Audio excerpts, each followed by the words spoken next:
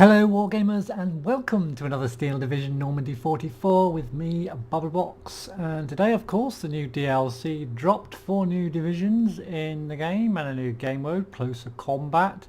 So I've decided to go over the 4 new divisions, starting with the 4th Armoured George's Boys. Now I've already made a deck, so I'm going to go through each of the units, especially highlighting the new ones, show you what I've got in my deck, and then also ask for your opinion. What do you think of the deck? Do you think there's any units that should always definitely be taken in this particular deck? Any that perhaps should always be left out because they're absolutely rubbish? And also what you think of the new DLC and the new update. Have you got it? Are you not going to get it? Do you think it's worth it? All those things, just put it in the comments below. I would love to have your opinions on the matter. So without further ado, we're going to have a look at the 4th Armoured George's Boys Division. 80 in A, 130 in B and 130 in C. And after having a look at this battle group, I think I'm going to quite enjoy playing it because I think it's a really well balanced battle group. It's not mega strong in any particular area, but it's not weak in any particular area either, in my opinion. And I'll be talking about that as we go through and have a look at this particular battle group. So let's start off with the reconnaissance. Now with this deck, I made it, I've played one game and then I've tweaked around with all the units and taken some out and put some other ones in. And I want you just let me know what you think. So starting off with the recon in phase A. You can see I've got quite a lot of infantry reconnaissance in this particular deck, but they've all got their own uses, and I'll explain why. First of all, you can get the 2-man recon squad in the Jeep 30 with the 30 cal Jeep, so you can drop off your recon squad and give yourself some presence on the map with the Jeep, which will hang around.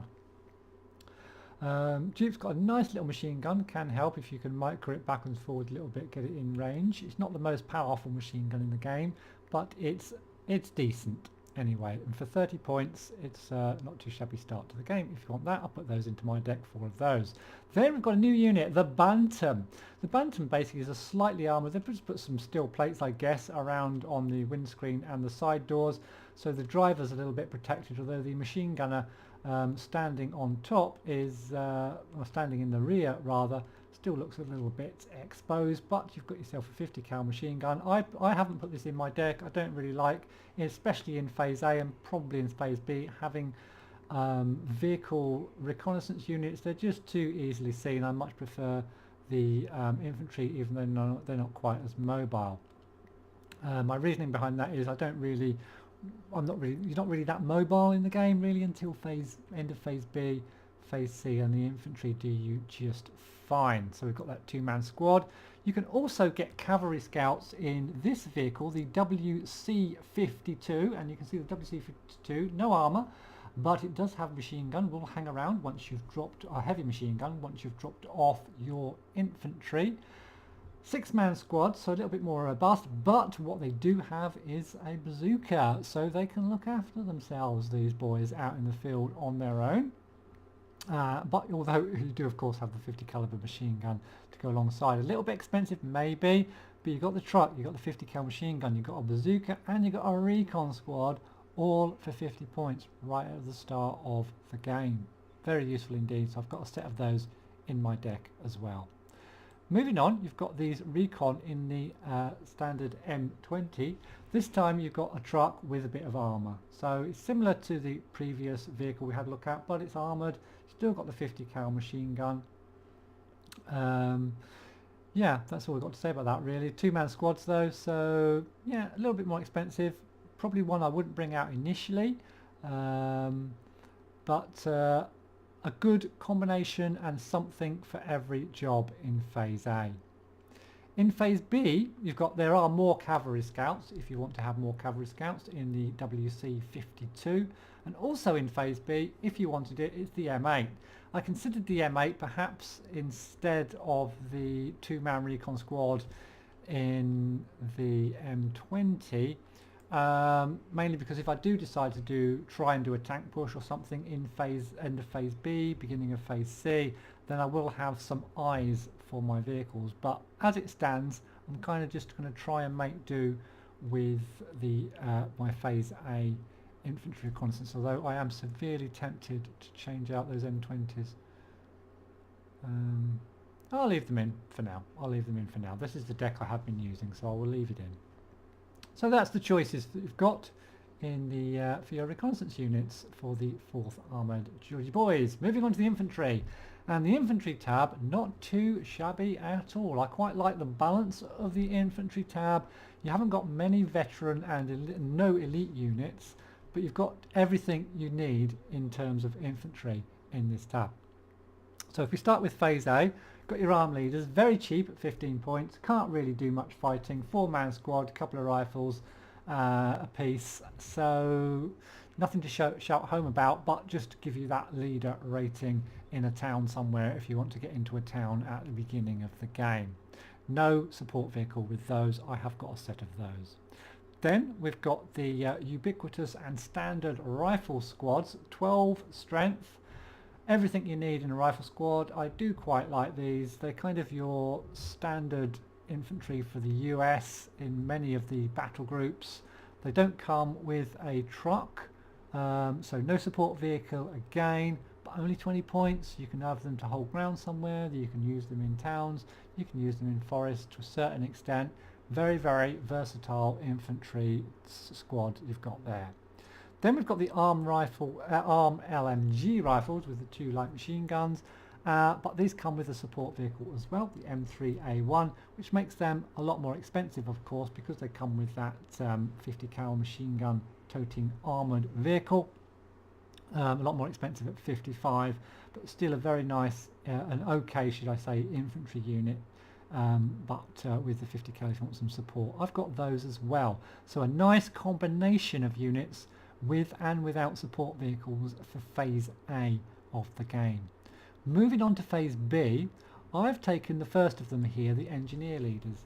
And I got the engineer leaders because you've got a combination of leader, so you've got the leadership, and you've also got these TNT satchel charges with 50 HE, which means that these things can fight up close against other infantry units, even though it means they have to kind of frag them straight away and then kind of run off.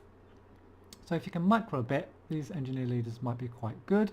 But however, to go with them, I've got some standard engineers as well at 20 points. Again, not too expensive, no support vehicle, 9-man squads, so they can kind of hold their own. They're not the strongest of infantry, but they have got that satchel charge, that explosive that they can use in close-up fighting in forests and in towns.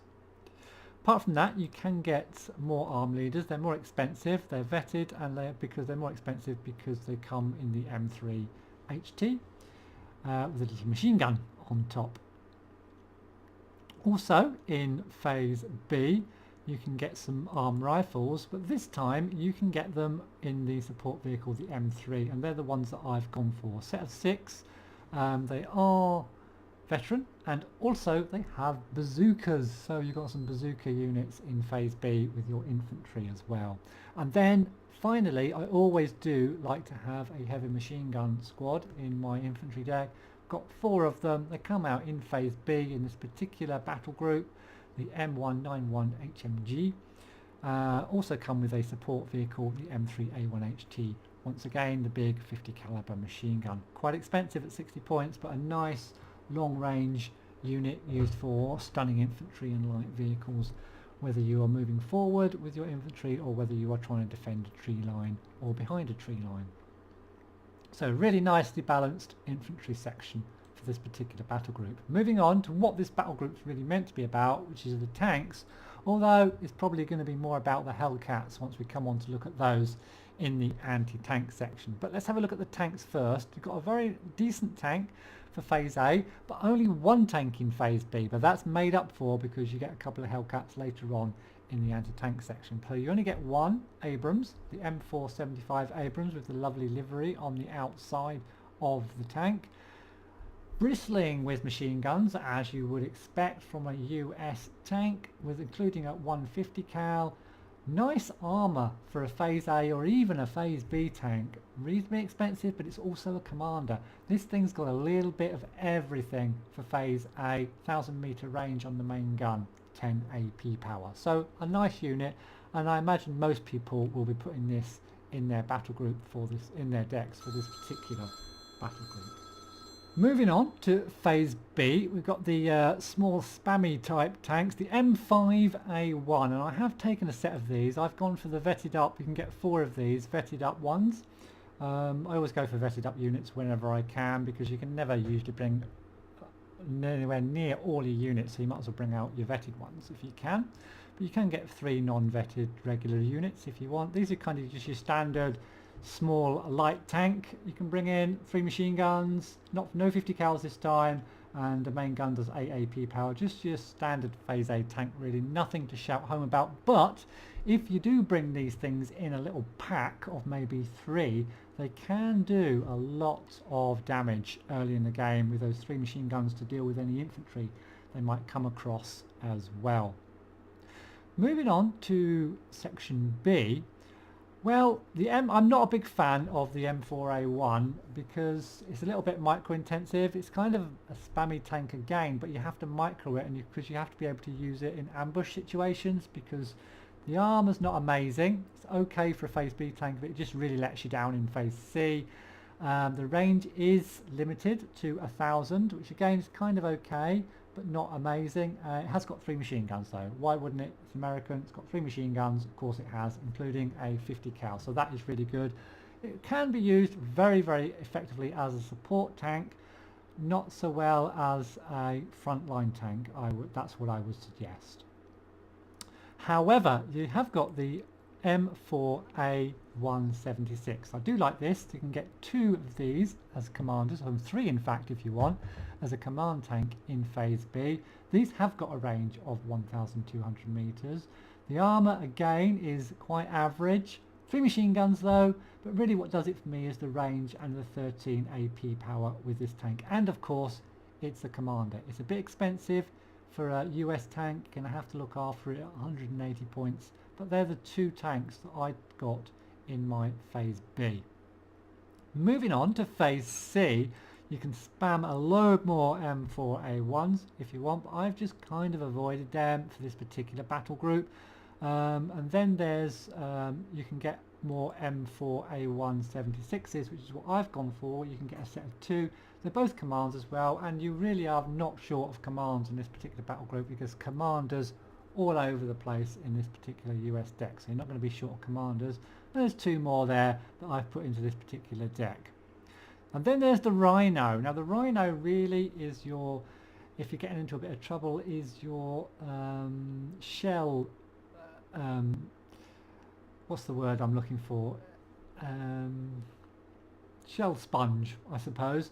It's got 12 front armor. It's the best front armor that you've got in this deck of any unit, and I guess that's kind of what you're going to have to use it for. It's only got a range of 1,000. It's not going to be able to outrange those long range panzers that you're going to come up against in the game. It's only got 10 AP as well. Again, a good support tank, a good shell sponge. Stick it in front and leave your M4A176 commanders and your Hellcats behind, trying to pop the stunned, hopefully stunned enemy. I've left 1 spot 3, so that's free. So just 1, 2, 3, 4, 5, 6 slots filled for my tank tab. Phase C, Rhinos, M4A176s. Let me know what you think about that. You might have a different opinion. Moving on though to the support tab. Now I've only got 3 support vehicles, and most of that supply, I've got a GMC at the start, really for my mortars that I've got in the artillery section, and that is what I've got in phase A. You could get the M20 commands with the 50 cal, and I wouldn't blame you for getting those. They are very good, but again, as I say, you've already got a lot of commanders in this particular battle group already. M8 cavalry, again, not too shabby at all for phase A. Very nice unit for 65 points with all those machine guns and a nice cannon, a decent cannon as well, with a fire of 7. Nice, good at ambushing, good at pinning down infantry, destroying infantry, you know, a nice unit, but I just didn't have room for it in this particular deck, as I'm already bristling with commanders. I'm already bristling also with 50 caliber machine guns. Get 2 at vet or 3 at regular. You could also get the M4 Scott, M8 Scott. Now I was really tempted to get this because this is a quite nice unit, but it's quite a niche unit. It has really a specialist job which is supporting gunning down infantry. It has got the 50 cal, so it can frighten off aircraft, etc. It's got OK armour as well. It's not too slow. It's fairly rapid around the map with 30 kilometers off-road speed. But I just didn't have room for it. Instead, what I got was the M4105. The M4105 little tanky kind of thing. 1,200 meter range compared to the Scott's 1,000 meter range, and a decent HE of 15. You're paying more for it. You're paying 50 points more, but you've got that range and you've got that little bit of extra HE power on that main gun, and you've got the triple machine guns, including a 50 cal machine gun, and you've actually got very good armour for this M4 for support vehicle as well. In phase A, if you want one of, in phase B, sorry, if you want one of those. I've just noticed you can also get those in phase A, but you can only get a single. I might just take a single. I'm going to swap that because that might be more useful in phase A, to be honest, than in phase B. Yeah, we'll swap that over. A quick save, so I don't forget. And then in phase B, more M8 commands if you want those. More M4105s, which I had originally. I've just swapped them out for the one in A, and that's it for B. And then in C, we've got this new vehicle, an armoured supply vehicle. So a bit of logistics here.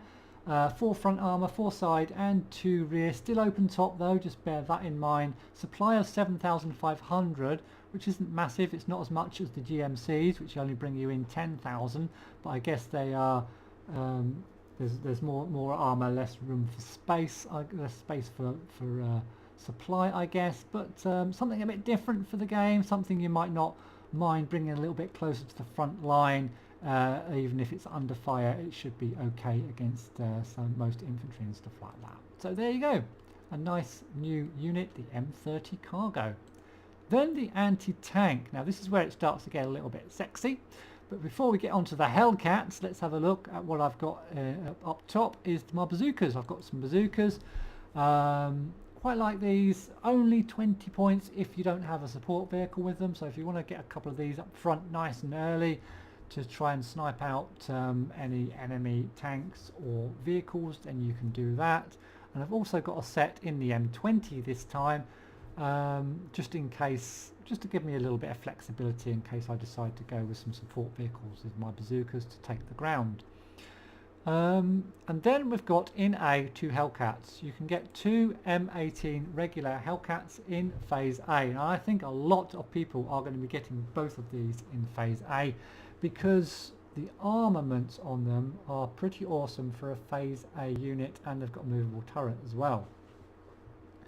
You've got a really nice main gun for a phase A unit of 13 AP and 1200 meters range, with a bit of HE power in there of 3 as well.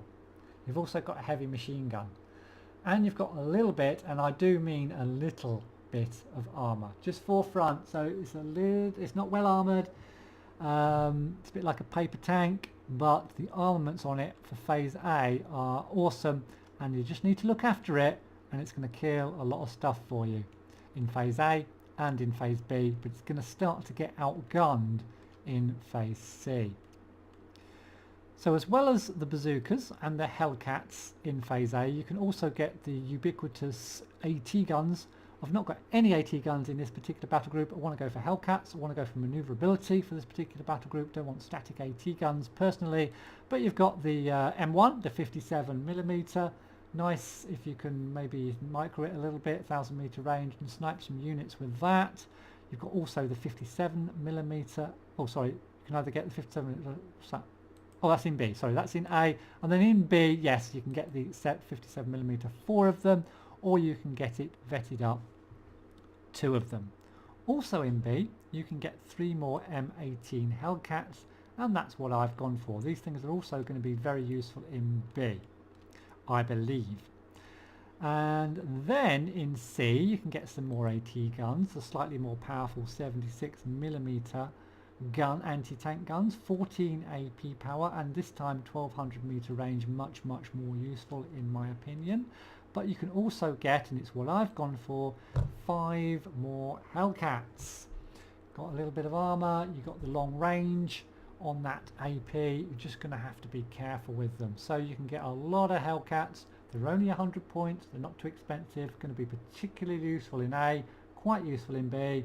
I'm not sure how useful they're going to be in C, don't know what you guys think. So that's the anti-tank tab. Moving on to anti-air. Anti-air, you've got a choice really of 2 vehicles. You've got the M16 MG, sorry, the M15 MG, M15 CGMC, and you've also got the M16 MGMC.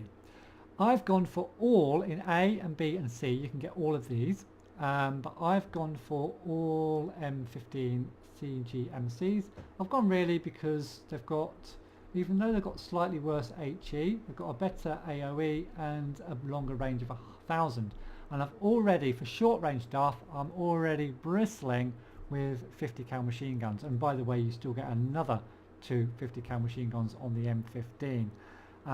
Armour's the same on both. You are paying 30 points more for the M15, but the armament it's got, I think, is worth the extra points. The rate of fire is less, but you have got those 50 cals to make up for it. Don't know what you think about that, really. That's my kind of reasoning behind it. Might be good reasoning, might not be. Let me know. But I've gone for 1 M15 CGMC in phase A, 1 M15 in phase 2 M15 in phase B, and then I've got the stack of 4 in C instead of the M16s. Again, these are kind of secondary to my thoughts for this particular battle group because I've got all those 50 cals that we can stun our aircraft with anyway.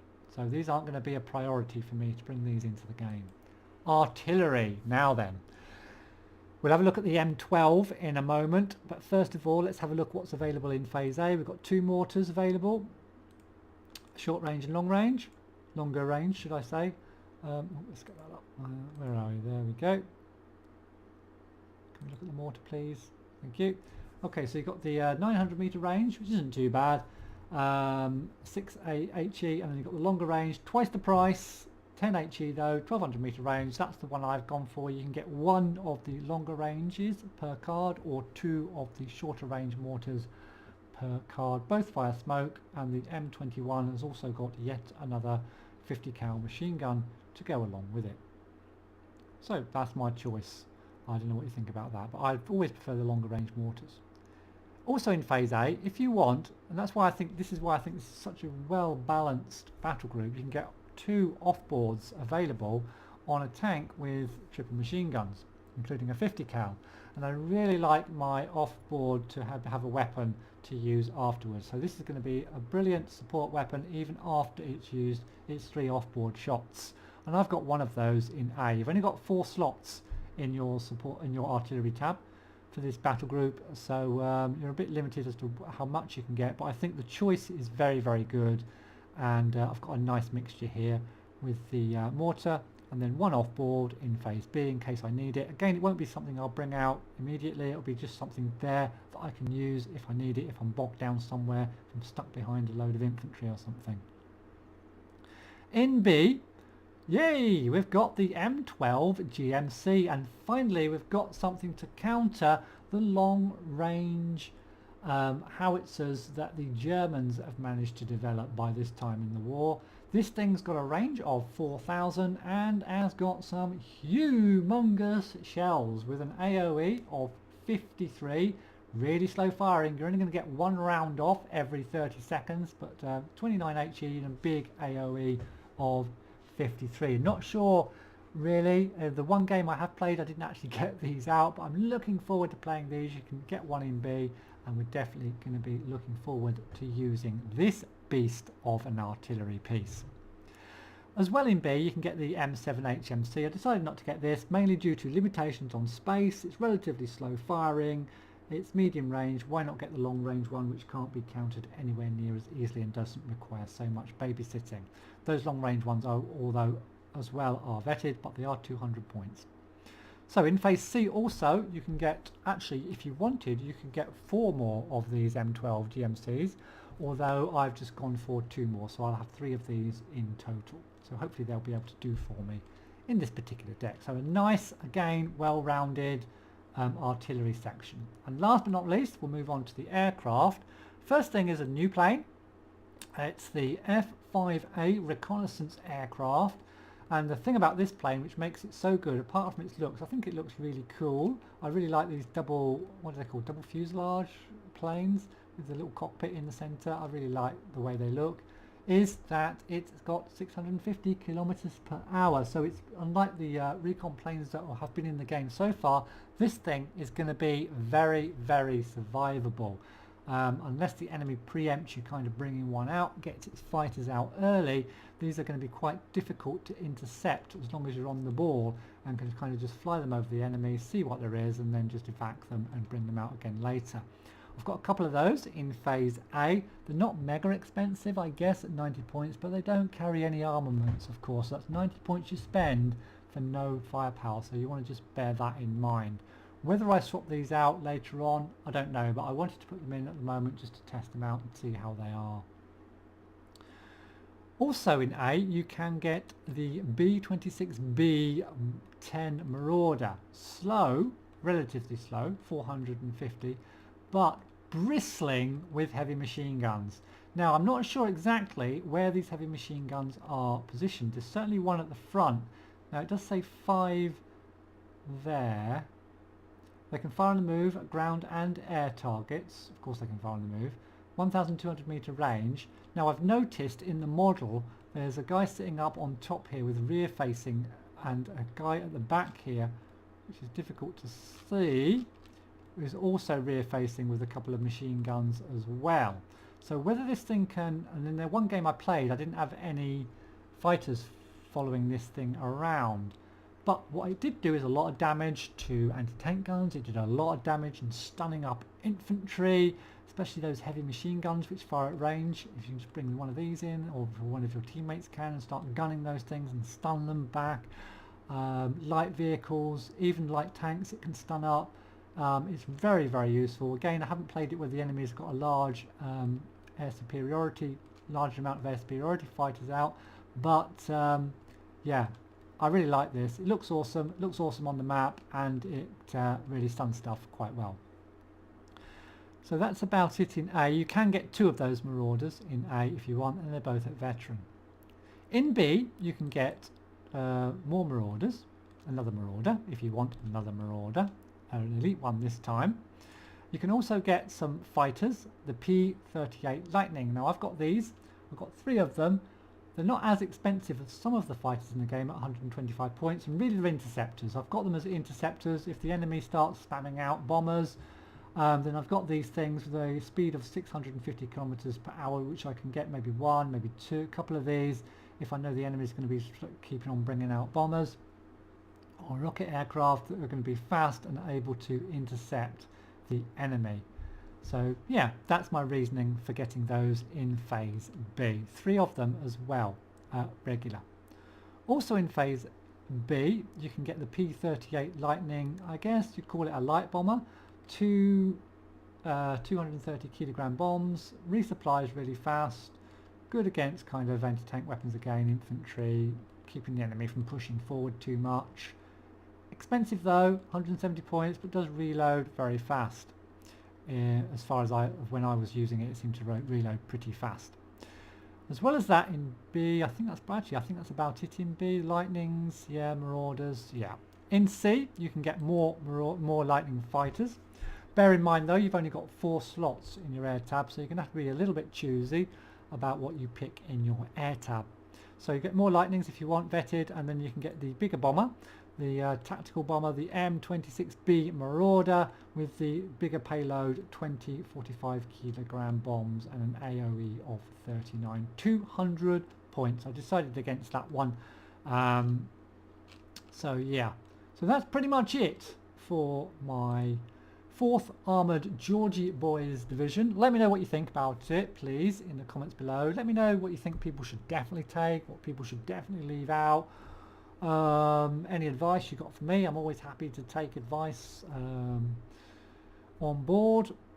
And yeah, if you enjoyed this video, please do consider subscribing. Lots more to come. Thank you for watching, and I'll see you in the next one.